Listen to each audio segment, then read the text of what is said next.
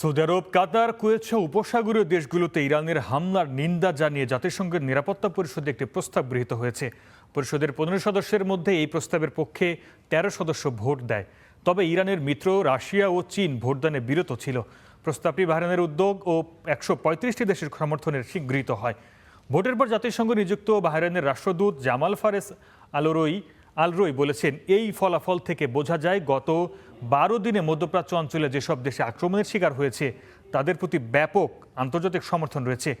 তিনি বলেন, প্রস্তাবটি স্পষ্টভাবে ইঙ্গিত দিয়েছে বাহরাইন অন্যান্য উপসাগরীয় সহযোগিতা সংস্থা ও জর্ডানের বিরুদ্ধে ইরানের ক্ষেপণাস্ত্র ড্রোন হামলা গ্রহণযোগ্য নয়। সেই সাথে জাতিসংঘ সনদ, আন্তর্জাতিক আইন ও সুপ্রতিবেশী সুলভ নীতি লঙ্ঘন। তবে ইরানের উপর যুক্তরাষ্ট্র ও ইসরায়েলের হামলার ব্যাপারে কিছু বলেননি তিনি।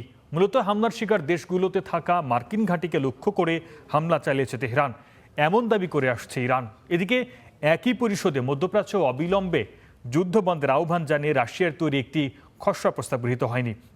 এই প্রস্তাবের পক্ষে ভোট দিয়েছে মাত্র 4টি দেশ, বিপক্ষে 2টি এবং ভোটদানে বিরত ছিল 9টি। ভোটের পর জাতিসংঘের রাশিয়ান রাষ্ট্রদূত ভ্যাসিলি নেভেনজিয়া অভিযোগ করেন, যেসব দেশ বিরোধিতা করেছিল বা বিরত ছিল তারা যুদ্ধ বন্ধের পক্ষে দাঁড়ায়নি। এই ফলাফলকে অবাস্তব ও অপমানজনক বলে অভিহিত করেছেন তিনি।